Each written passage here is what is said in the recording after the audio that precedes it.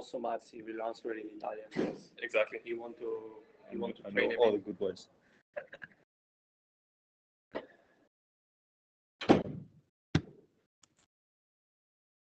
No one. So you can fire away with your questions.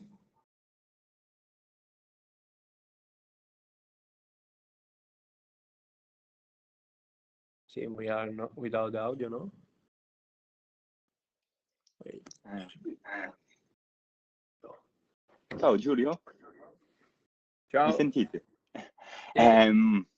Provo a parlarti in italiano, ma ti capisco, questo è il più importante. Siamo all'inizio di un gran giro,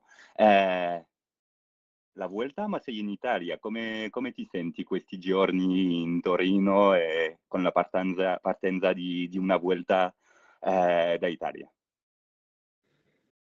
Ma diciamo che è sempre bello partire dall'Italia. Dai, siamo alla Vuelta, però per questi primi giorni la sensazione sarà quella di essere in Italia, quindi è sempre una bella emozione. Però dai, vediamo, tra qualche giorno saremo già fuori, quindi poi cambierà subito il feeling, ecco, e si respirerà più aria spagnola, quindi vediamo, dai, però è sempre bello partire dall'Italia. E come vedi le prime salite in Italia? Ma sicuramente ci sarà un po' di nervosismo, sarà un percorso abbastanza movimentato, già dalla seconda tappa. È una tappa che non è lunghissima, però sicuramente il finale sarà esplosivo. Quindi dai, sicuramente non sarà facile, poi come sempre tutti i grandi giri, le prime tappe sono sempre quelle più complicate, quindi da una parte è meglio avere delle tappe dure che delle tappe troppo facili. Grazie.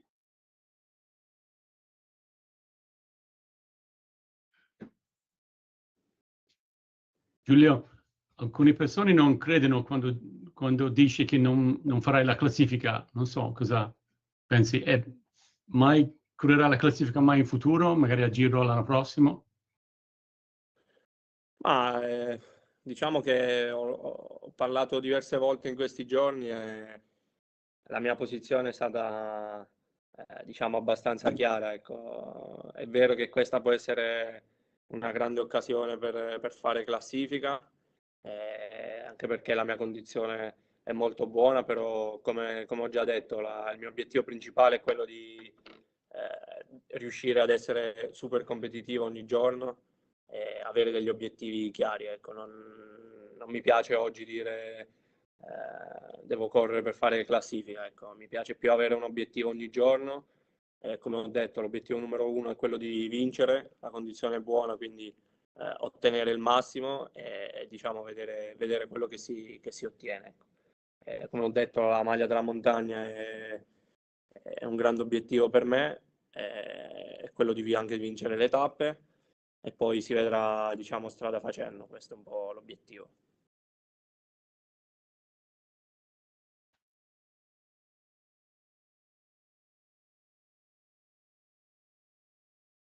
Mats, you want to join? We can go now to Danish, or if we don't have any Danish, we can go straight to English. But we can do it in English, everything in English. The Danish understand it.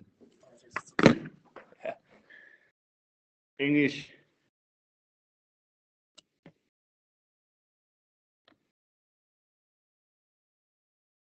Tom. Yes, I'll shout.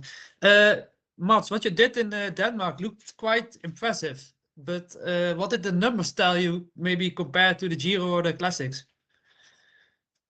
Sorry, did you say the numbers? Yeah, the numbers. They're definitely good enough.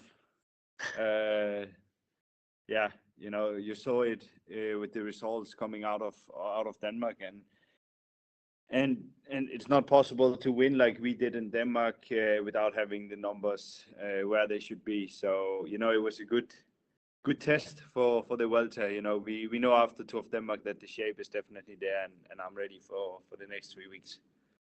Did you do anything different? Because there are a lot of those mid-mountain stages in the Vuelta where maybe you're the only sprinter who can survive. For example, stage 3 and 4, I guess, already? No, I didn't do anything different. I trained as normal. I climbed the same amount of climbs as normal and so on. So the preparation was not more focused on climbing. It was about being in top shape and being able to push the power for the time that's needed. So yeah, no big changes. What did the addition of Jasper Philipsen to the start list mean for you? Also, maybe I think you want the red jersey on stage 1. Yeah, it's not a secret. It makes it harder to win stage 1 for sure. You know, he's one of the best sprinters in the world, and he showed it in the Tour with winning first stage and getting the yellow there.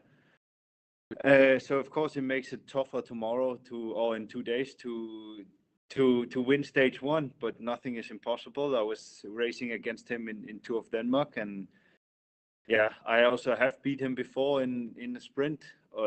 Okay, one sprint out of many, but you know, it gives me enough belief in myself and the team that hopefully we can start this Vuelta with a good result. My last question, how does your lead out look like in an ideal situation? With this team, it will be, if we take only the last guys, it will be Søren in front of me and Dan in front of him. And then, you know, the rest will be day by day, and of course also the course, how it will be done. So yeah, I can't tell you the full train, but hopefully these 2 guys will be there all the times we have to do sprinting. Thanks. Andrew, go for it. Okay.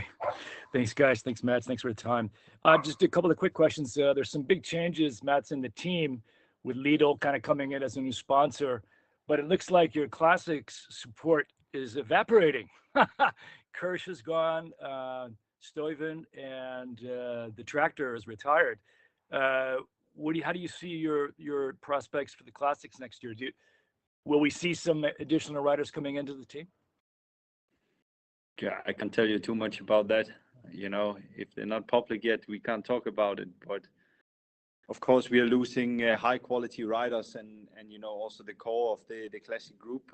Some of them will be gone, but it doesn't mean that we are weaker. And also, we still have a big majority of the classic squad is still staying on the team. So we believe that with the new addings coming in, it will be, you know, still able for us to win the classics. And just following up on perhaps Lidl bringing in some more money, I'm just kind of curious, would you be interested in racing on a team someday that could win the Tour de France as a teammate? Because perhaps the team will have more money to buy a bigger rider, and perhaps you guys could race to win the Tour someday. Right now, I don't care. You know, it's not in my project. It's not in my mind. I think we should talk about this when the team, they will, you know, go public and say, now we are aiming to win the Tour and I'm selected for the Tour, then we can talk about it. Before that, I have more focus on myself and what we are doing with the people that's around me now. And first, we have different goals. You know, now we are here in the Vuelta aiming for good GC with Ciccone and the points jersey with me. So let's focus on what's important and not you know, all these what if in a few years. Cheers. Thanks. Helena? Yes, hi. Mads, we just have you talked about in the team about the priority between you to have the stage win and for Ciccone to reach the podium?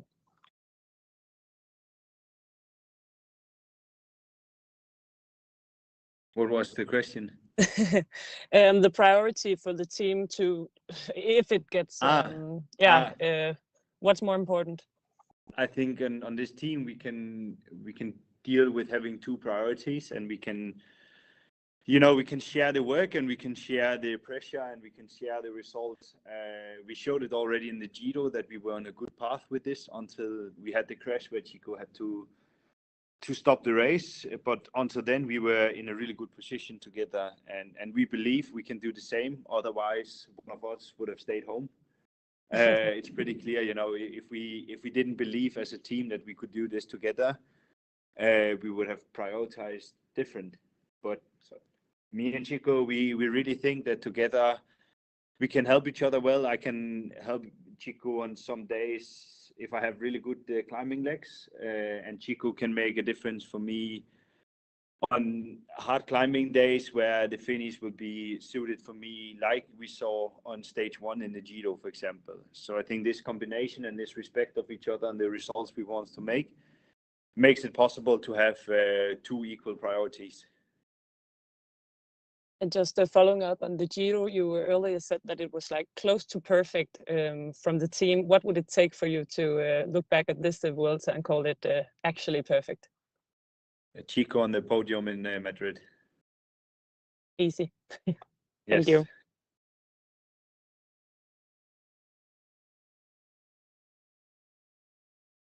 Yeah. You're on mute. Sorry. Mads, you've kind of done a different program this year, you know, with Giro and Vuelta. I'm just trying to think, what did that, and obviously you've been successful so far, what did that give you, like something new, and did you learn from it? And what will it give you think, in the Vuelta, and then maybe in the future? What it gives me is that the Tour de France is not everything. You know, we have so many races on the calendar, and if the Tour is the main focus, then, you know, you might not perform 100% in other races. While going into this season, I was, you know, clearly not selected for the Tour because we wanted to go with Johnny and the sprints with him. So I just, not just, but I wanted to get, you know, everything out of every opportunity I had. And of course, the classics, that's a no-brainer. We talked about it many times there. I want to perform. Going into the Giro, you know, I wanted to put, you know, full pressure on straight away, start to win and get as many wins as possible there. And then it's easy, you know, after the Giro, why not going to the Vuelta with the same ambitions as we had in the Giro? Also because I would say half of the team here is the same as it was 2.5 months ago. So of course we have to put the barrier high and try to get absolutely maximum out of it. But you learn things for the future as well? Perhaps, I don't know, training and periodization and just the whole managing? No, it's fine. You know, I just do what my coach tells me to do. He's the smart guy. So I think you will get more out of having an interview with him about this than me. I just, or not just, but I when I'm racing, I just try to, you know, have a clear mind to try to win when it's possible. And so far it gave success. And if the Vuelta goes really to shit, I think the season was still approved and really well. So yeah, I don't know if I learned too much. You know, I just said it. The Tour is not everything, and you can have a good season without doing the Tour. Okay, just a simple question, but so would you like to go back to the Tour? You know, it is the biggest race. Of course, I'm not done with the Tour, and I'm also aiming still to win the points jersey in the Tour one day. So I'm definitely not done with the Tour yet. And also, yeah, why should I put it away just because I don't do it for one season? You know, I'm not on the retirement path yet or anything. So, you know, some years the teams have other plans than we riders want to. And this year it was not me on the Tour, but hopefully it could be next year. Thanks. Giulio, I wanted to follow up a little bit on what you were saying earlier, that you want to make the most of the shape that you have at the moment. So can you describe a little bit that shape? Like, how strong do you feel? Is it the strongest you've ever felt? And have you changed anything when it comes to training, or what's different now? Yeah, I mean, it's a good shape, but it's not It's like before the Giro or like in the Liège or start of the season. I mean, I didn't change nothing. I just had a good recovery after the crash, and I train a lot in altitude and basta. I mean, it's my shape, but nothing, I would say, different. It's a good one, but like before.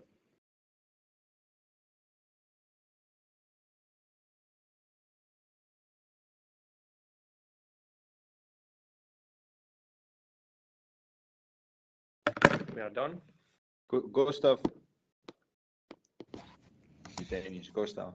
Yeah, hi Mads. I want to ask you because you said before the Giro that you had been watching Sex and the City with your wife to sort of disconnect mentally. What have you done this past week after Tour of Denmark to disconnect and be ready for the Vuelta mentally? I didn't have to disconnect. So what have you been doing the past week? Training and going here to Italy. And since you have also been at home in Denmark, what have you been prioritizing to do besides racing Tour of Denmark since you live in Monaco and maybe not spend that much time in Denmark? Mate, I came to Denmark the day before the race started, as every other guy who had to do the race. Then after that, I had 2 days with my wife before I had to go here to Italy. And those 2 days, I went out like every other thing I would do. I went out for training, and I had dinner and lunch with my wife, as every other guy would do if they had 2 days off with their wife or girlfriend. Thanks.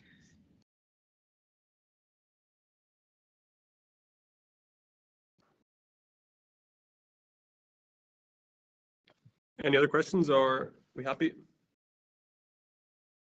Enzo, Giro.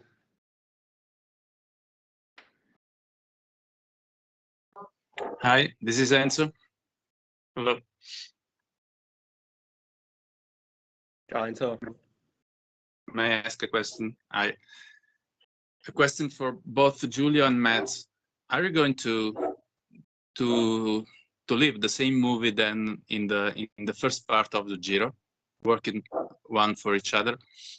Is it a plan for the Vuelta? Yeah, like you said already months before, this will be the perfect plan. Try to help each other, and of course here the stage they are a bit different, but I think we can try and we can do the same plan with the good team we have here. So this is our main goal.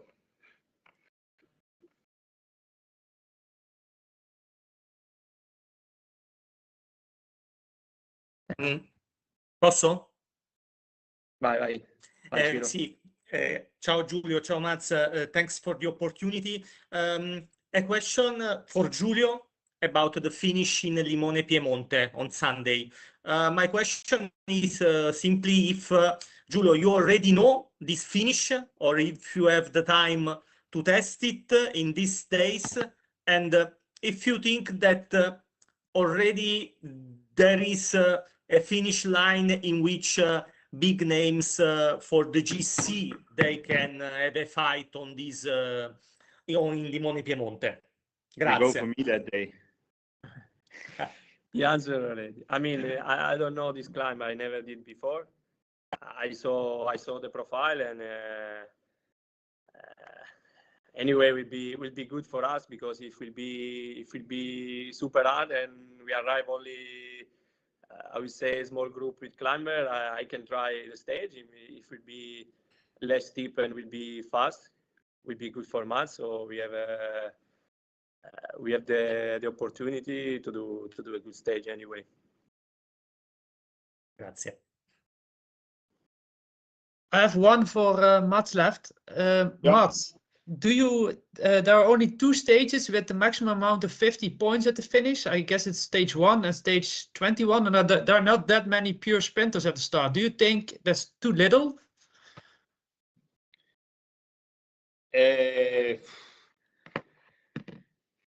No, that's how they build the course. You know, if you don't like it, then you stay away. Then you do other races. It's pretty simple. We knew this course since, when did it come out? January, something like this, maybe late last year. So you had time enough to plan and look at the courses and so on. If you don't like only 2 days with 50 points, then you should do you know, other races in this time of the year. So it is what it is, and the riders who's aiming for green or stages here and there, they know exactly why they're here and which stages they're going for and how many opportunities they have. So yeah, of course, you know, it would be nicer with more stages fitted 100% to me, but I don't blame anyone. I would never say that it should be more, because I'm here for a reason. I saw the course already. Clear, thanks.